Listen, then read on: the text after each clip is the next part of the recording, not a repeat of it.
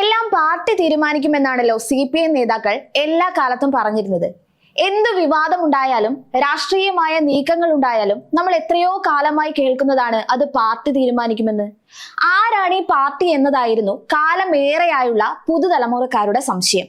Party എന്നാൽ ഒരാളല്ല എന്നും പാർട്ടിയുടെ അഭിപ്രായം സമുന്നതരായ നേതാക്കൾ മുതൽ പാർട്ടിയുടെ എല്ലാ ഘടകങ്ങളും ഒരുമിച്ചിരുന്ന് ചർച്ച ചെയ്ത് തീരുമാനം കൈക്കൊള്ളുകയുമാണ് പതിവെന്നുമായിരുന്നു നേതാക്കൾ ചിലരൊക്കെ അണികളെ തെറ്റിദ്ധരിപ്പിച്ചിരുന്നത്.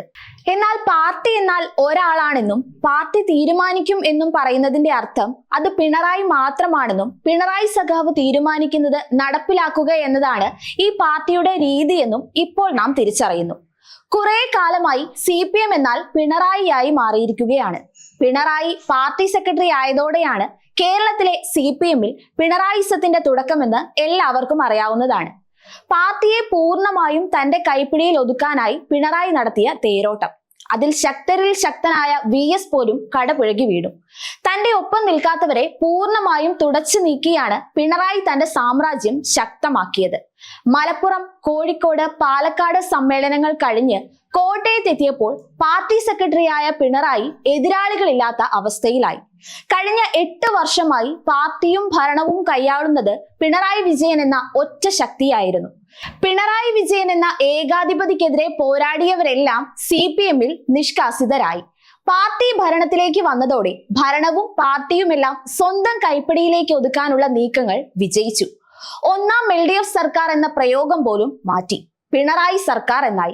നിരവധി ആരോപണങ്ങളാണ് ഒന്നാം LDF സർക്കാരിന്റെ കാലത്ത് ഉയർന്നിരുന്നതെങ്കിലും ഭരണ തുടർച്ച ഉണ്ടായതോടെ പാർട്ടിയിലും ഭരണത്തിലും ചോദ്യം ചെയ്യപ്പെടാത്ത നേതാവായി പിണറായി വിജയൻ മാറുന്ന കാഴ്ചയാണ് കേരളം കണ്ടത്.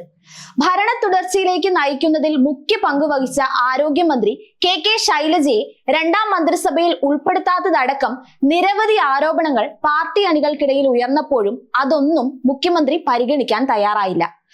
ആരോപണങ്ങളുടെ പെരുമഴ ഉയർന്നപ്പോഴും പാർട്ടി നേതാക്കളെ ഉപയോഗിച്ച് പ്രതിരോധം തീർക്കാൻ പിണറായി വിജയന് സാധിച്ചു. പാർട്ടി സെക്രട്ടറിയായി ചുമതലയേറ്റ കോടിയേരി ബാലകൃഷ്ണനും പിണറായിയുടെ ചൊൽപ്പടിക്ക് നിന്ന നേതാവായി.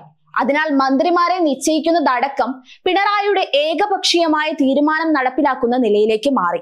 കോടിയേരിയുടെ ആകസ്മിക വിടവാങ്ങലിന് ശേഷമാണ് MV ഗോവിന്ദൻ പാർട്ടി സെക്രട്ടറി ആകുന്നത്. ഒരുപക്ഷെ പാർട്ടിയിൽ ഒരു തിരുത്തൽ ശക്തിയായി മാറാൻ സാധ്യതയുണ്ടെന്നായിരുന്നു MV ഗോവിന്ദന്റെ വരവിനെ വിലയിരുത്തപ്പെട്ടത്. എന്നാൽ ഏറ്റവും ദുർബലനായ പാർട്ടി സെക്രട്ടറിയായി MV ഗോവിന്ദൻ മാറുന്ന കാഴ്ചയായിരുന്നു കേരളം കണ്ടത്. നയതന്ത്ര ബാഗേജ് വഴി സ്വർണം കടത്തിയെന്ന കേസിലും പിന്നീട് കരിമണൽ കർത്തയിൽ നിന്നും മാസപ്പടി പറ്റിയെന്ന ആരോപണത്തിലും പിണറായി പാർട്ടിയെ ഉപയോഗിച്ച് കടുത്ത പ്രതിരോധം തീർത്തു. മുഖ്യമന്ത്രി ശൈലി മാറ്റണമെന്ന ആവശ്യം വരെ ഒരു വേള ഉയർന്നു. എന്നാൽ അതിനൊന്നും അധിക ദിവസം ആയുസ്സുണ്ടായില്ല. തോൽവിയുടെ കാരണം പാർട്ടി അന്വേഷിച്ച് ശക്തമായ നിലപാട് കൈക്കൊള്ളുമെന്ന് പാർട്ടി സെക്രട്ടറി MV ഗോവിന്ദൻ പ്രഖ്യാപിച്ചു. എന്നാൽ ഒരു തെറ്റുതിരുത്തൽ നടപടിയിലേക്കും കടക്കാൻ CPM-ന് കഴിഞ്ഞില്ല. ഇതിനിടയിലാണ് ഇടത് സഹയാത്രികനും നിലമ്പൂർ MLA-യുമായ PV അൻവർ മുഖ്യമന്ത്രിയുടെ ഓഫീസിനെതിരെയും മുഖ്യമന്ത്രിയുടെ ഏറ്റവും വിശ്വസ്തനായ ADGP MR അജിത് കുമാറിനെതിരെയും വൻ വെളിപ്പെടുത്തലുമായി രംഗത്തെത്തുന്നത്. CPM-നെയും മുഖ്യമന്ത്രിയെയും വലിയ തോതിൽ പ്രതിരോധത്തിലാക്കിയ വെളിപ്പെടുത്തൽ കേരളത്തിൽ വലിയ രാഷ്ട്രീയ വിഷയമായി വളർന്നു. മുഖ്യമന്ത്രിയുടെ പൊളിറ്റിക്കൽ സെക്രട്ടറി P ശശിയും ADGP-യും ചേർന്ന് പോലീസ് ഡിപ്പാർട്ട്മെന്റിനെ അധോലോകമാക്കിയെന്നും സ്വർണ്ണക്കടത്ത് സംഘത്തിന്റെ ഏജന്റാണ് ADGP എന്നും പരസ്യമായി ആരോപണം ഉയർത്തിയപ്പോഴും മുഖ്യമന്ത്രി മൗനത്തിലായി. പാർട്ടി സെക്രട്ടറിയെ കണ്ട് പരാതി ഉന്നയിച്ചു. മുഖ്യമന്ത്രി 21ാം ദിവസം വാർത്താ സമ്മേളനത്തിൽ PV അൻവറിനെ പൂർണ്ണമായും തള്ളിക്കളയുന്നതാണ് നാം കണ്ടത്. P ശശിയെ വെള്ളപൂശാനും MR അജിത് കുമാറിനെ സംരക്ഷിക്കാനും മുഖ്യമന്ത്രി തീരുമാനിച്ചു. P ശശിക്കെതിരെ ഒരു നീക്കവും നടക്കില്ലെന്ന കൃത്യമായ സന്ദേശമാണ് മുഖ്യമന്ത്രി തന്റെ വാർത്താ സമ്മേളനത്തിൽ പ്രഖ്യാപിച്ചത്. അത് പാർട്ടിയിലെ നേതാക്കൾക്കുള്ള വ്യക്തമായ സന്ദേശം കൂടിയായിരുന്നു. എന്റെ തീരുമാനങ്ങളെ ആരും എതിർക്കാൻ വരേണ്ടെന്നും ആ തീരുമാനം അംഗീകരിക്കാൻ എല്ലാ പാർട്ടി പ്രവർത്തകരും തയ്യാറാകണമെന്നും പിണറായി വ്യക്തമാക്കി.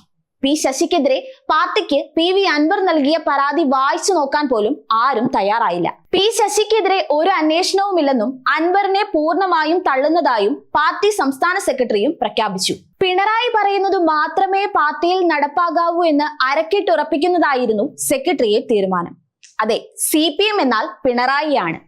പാർട്ടി പറയുമെന്ന് പറയുന്നത് പിണറായി വിജയൻ പറയുന്നതാണെന്ന് ഇനിയെങ്കിലും തിരിച്ചറിയുക. ഇത് ചൈനീസ് കമ്മ്യൂണിസ്റ്റ് പാർട്ടിയെ പോലെ ഉത്തര കൊറിയയിലെ ഭരണാധികാരിയെ പോലെയുള്ള ഒരു സമ്പ്രദായമാണ് ഈ പാർട്ടിയും പിന്തുടരുന്നത്. അതുകൊണ്ടാണ് ഈ പാർട്ടിയെക്കുറിച്ച് നിങ്ങൾക്കൊരു ചുക്കും അറിയില്ല എന്ന് പറയുന്നത്.